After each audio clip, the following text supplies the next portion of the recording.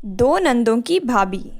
रानी की दो ननद थी जिन्हें वह बिल्कुल भी पसंद नहीं करती थी। वहीं दोनों नंदें रानी को खूब मानती थी और हमेशा उसके लिए कोई ना कोई गिफ्ट लेकर आती रहती थी। वहीं एक दिन, भाभी, ओ भाभी, देखो मैंने आपके लिए ये लहरिया साड़ी ली है, आप पर खूब जचेगी। आपको यही लेना चाह रही थी ना? अरे हाँ दीदी, पर आपको कैसे पता कि मुझे यही साड़ी चाहिए? भाभी, मैंने उस दिन आपकी और भैया की बातें सुन ली थी, लेकिन भैया नहीं लाए। मुझे मार्केट में ये साड़ी अच्छी लगी तो मैं आपके लिए लेके आ गई। थैंक यू दीदी। तभी पायल वहाँ आती है। भाभी, ये लो लिपस्टिक, आपको मेरे वाला शेड पसंद आया था ना? मैं आपके लिए भी सेम शेड की लिपस्टिक ले आई।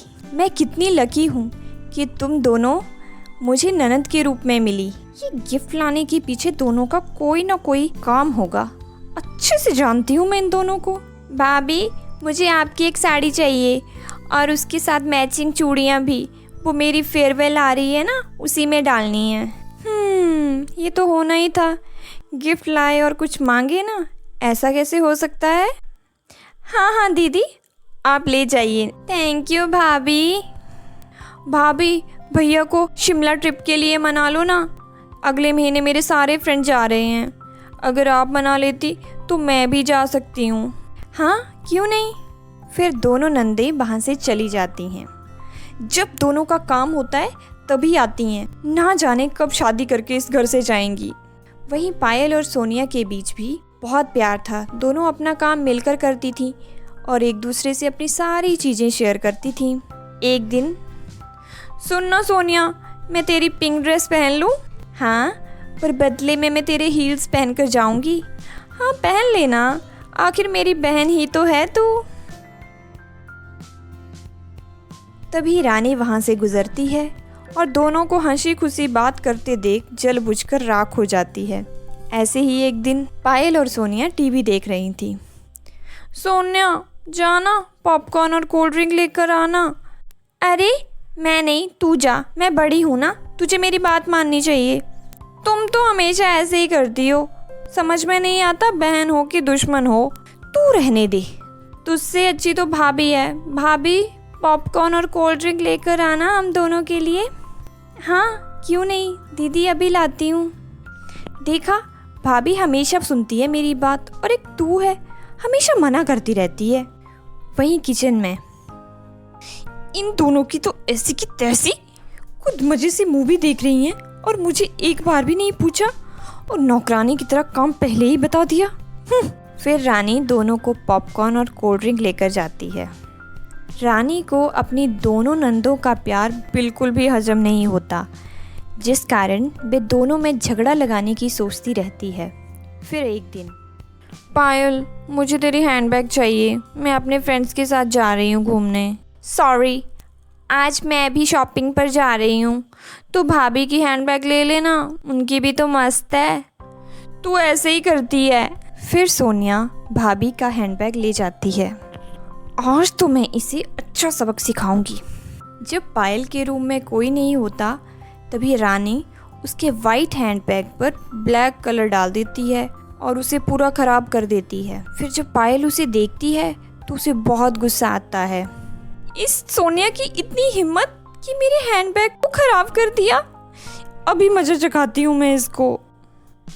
वहीं जब सोनिया शॉपिंग से आती है तो पायल ब्लैक कलर का गोल उसके ऊपर फेंक देती है।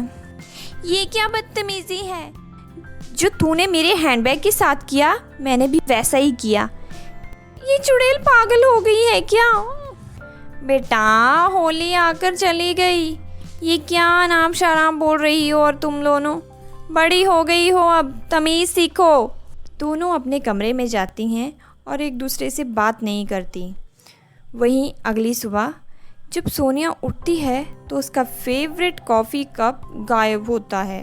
वह पायल से पूछती है, देख पायल, कल मैंने तेरी बदतमीज़ी बर्दाश्त कर ली, पर आज तूने मेरा कॉफ़ी कप क्यों छुपाया? तुझे पता है ना, मेरा फेवरेट है वो, मैं उसी में कॉफ़ी पीती हूँ। झूठ मत बोल, तूने झगड़ा करने का मूड क्यों बनाया है सुबह सुबह? ढूंढ यहीं कहीं होगा। सोनिया कप बहुत ढूंढती है पर उसे कहीं नहीं मिलता। फिर वह भाभी के पास जाती है। भाभी, आपने मेरा कॉफ़ी कप देखा क्या कहीं? हाँ ना, पायल दीदी सुबह सुबह लेकर कूड़े फेंकने की जगह पर गई थी। सोनिया वहाँ जाती है और देखती है कि उसका फेवरेट कॉफ़ी कप कचरे के डिब्बे में पड़ा है। इस पायल की बच्ची को मैं छोड़ूंगी नहीं, अभी बताती हूँ। इस तरह रानी उन दोनों में किसी न किसी बात पर झगड़ा लगाती रहती और वो दोनों आपस में लड़ती रहती, जिससे दोनों के बीच का प्यार गायब हो गया और नफ़रत ही नफ़रत बची थी। उन्हें ऐसे देखकर महक को बहुत खुशी होती। अब उसे उनका कोई काम नहीं करना पड़ता। फिर एक दिन, मुझे कुछ पैसे चाहिए बाहर जाने के लिए। माँ से लूँगी तो माँ तो डांटेगी, सोनिया से नहीं मांगूंगी। भैया तो बाहर गए हैं, ऐसा करती हूँ भाभी से ही ले लेती हूँ। पायल भाभी के पास जाने लगती है कि तभी, हाँ दीदी, आपका आइडिया तो कमाल का था।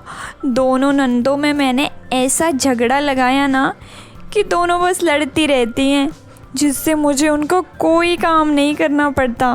मैं मज़े से अपने कमरे में आराम करती हूँ। पायल भाभी की सारी बातें सुन लेती है और जाकर सोनिया को बता देती है। अगली सुबह, रानी, पैसे कहाँ हैं? मैंने तो यहीं रखे थे अलमारी में, जल्दी दो, क्लाइंट को देने हैं। यहीं रखे थे जी, आप वेट कीजिए, मैं अभी ढूंढ कर देती हूँ। रानी पूरा कमरा छान मारती है पर उसे पैसे कहीं नहीं मिलते। वहीं कमरे के बाहर, क्या हुआ भैया, आप बहुत परेशान लग रहे हो?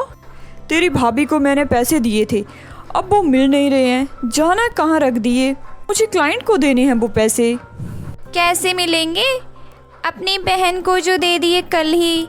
उनकी बहन मार्केट में मिली थी ना, मैंने अपनी आंखों से देखा, कुछ कहा नहीं। मैंने सोचा कि शायद उसने पहले दिए होंगे, इसीलिए भाभी वापस कर रही है। अच्छा, ये बात है। जिसके बाद प्रवीण रूम में जाकर रानी से खूब झगड़ा करता है। पैसे देने ही थे तो बता कर देती, ऐसे झूठ बोलने की क्या ज़रूरत थी? अरे मैंने किसी को पैसे नहीं दिए जी, ये झूठ है। इस तरह पति पत्नी का खूब झगड़ा होता है और दोनों बहनें बाहर खड़े खूब मज़े लेती हैं। अगले दिन, अरे रानी बेटा, मैं पड़ोस में रमा के घर कीर्तन में जा रही हूँ, तो अच्छे से मेरे कमरे की और पूरे घर की सफाई कर देना। जी माँ जी।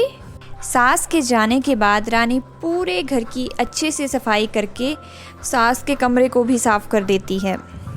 आज तो माँ जी खुश हो जाएंगी, मैंने इतने अच्छे से सब साफ जो कर दिया। शाम को रमा के घर आने से पहले सोनिया और पायल पूरे घर को फैला देती हैं और अपनी माँ के सारे कपड़े रूम में फैला देती हैं। जैसे ही रमा आती है और पूरे घर को फैला हुआ देखती है तो आग बबूला हो जाती है। अरे सत्यानाश हो इस रानी का, सफाई करने को बोला था, इसने तो घर का कबाड़ खाना बना दिया। हे भगवान, कितनी कामचोर बहू दी है मुझे। यह सब देखकर रानी परेशान हो जाती है कि उसने तो सब काम अच्छे से किया था। वहीं दूसरी ओर पायल और सोनिया भाभी का ये हाल देखकर खुश हो जाती हैं। अब भाभी को पता चलेगा ननद से पंगा लेने का अंजाम।